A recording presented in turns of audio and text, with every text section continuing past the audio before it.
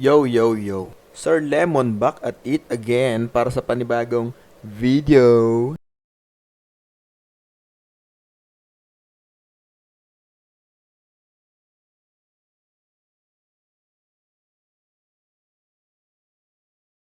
Lemon yun, nagbabalik na naman after may pagkapyok pa eh. After 1, 2, 3, 4, 5, 6, 7, 8, 9, 10,000 years, 10,000 light years. So, medyo busy ang Sir Lemon nyo, no? Wala nang ginawa kundi matulog pagkatapos ng trabaho. Ano ba tong nakita na naman ni Sir Lemon, ano?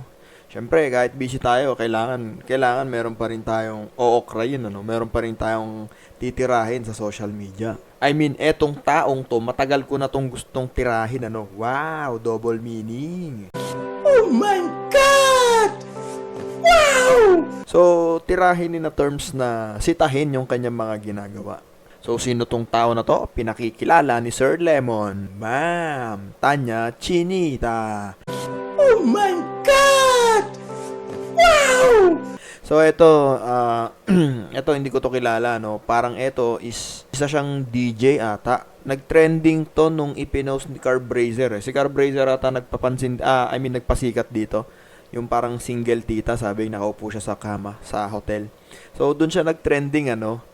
Then, in-stock ko siya. Matagal na panahon na yun, ano? In-stock ko siya and then, nakita ko, parang talagang puro papansin yung ginagawa niya, no? Na yung palang pinost na picture ni Carbrazer is isa lang yun sa mga galawan niya. So, hindi ko alam kung nature ba ni Tanya Chinita yung ganito. Yung maglabas ng cleavage. Ganyan, nung 1/4 ng dede niya. Ipakita.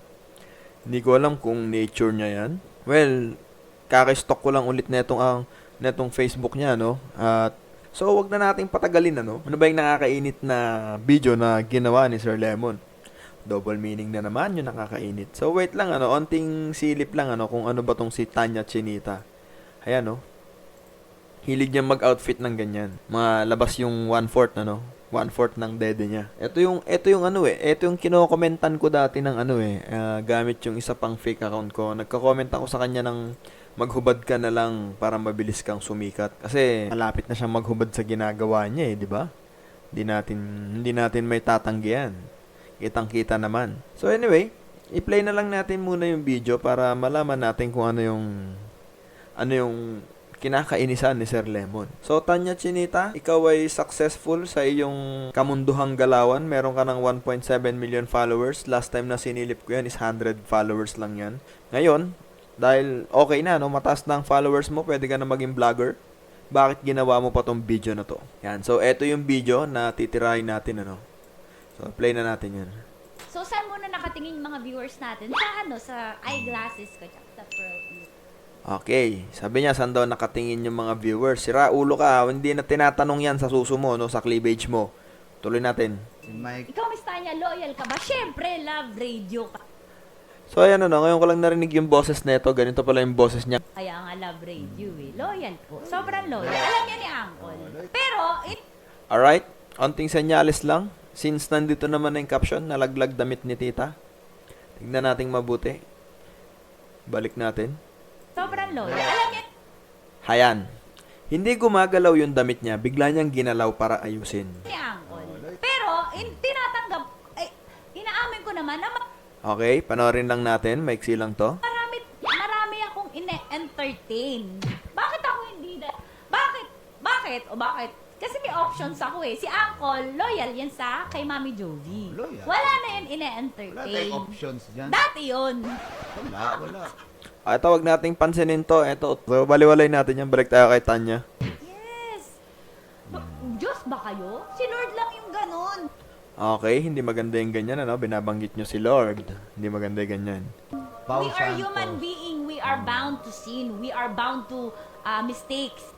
Yung boses ni Tanya, no? Yung boses niya, yung pagsasalita niya, yung tono is mga parang common na boses ng mga ngarag na babae. Mga kalog na babae, no? Mga masasarap ka-jamming yung mga ganyan, ano? Pero alam naman natin yan. Masarap talagang ka-jamming. To commit mistakes. Oh. Nakakatakot na naman magmahal. Sabi ni Emmanuel Wow. Joseph. Di wag ka magmahal ng babae ka lang. Sa bagay siya dito si... Hayon.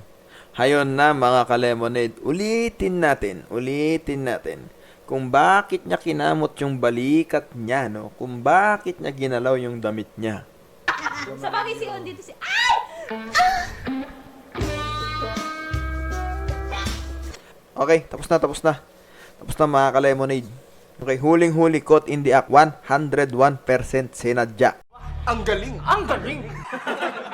Tanya Chinita, 'di ba? Sinabi ko naman sa'yo mag-Viva Max ka kung gusto mong sumikat agad-agad ora mismo mag-Viva Max ka.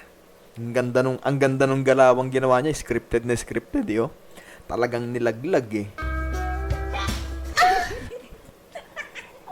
'Di ba?